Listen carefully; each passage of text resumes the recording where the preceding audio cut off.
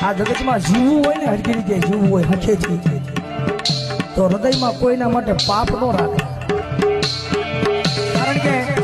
મોઢે આપણે હારા રહી અંદર પાપ હોય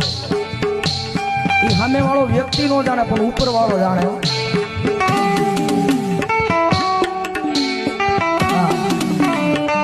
હખેથી જીવવું હોય ભલે ઘરમાં એક ટકનું લાવીને એક ટકનું ખાતો હોય પણ ના સુખ હોય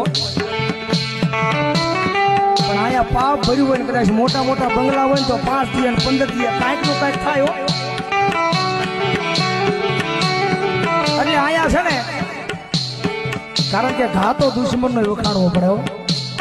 હા ઘા તો દુશ્મન નો વખાણાય મન મોટું રાખો હૃદયમાં કોઈના માટે પાપ ન રાખો એટલે દુનિયાની માલપા ભગવાન ભોલું કરી દે પણ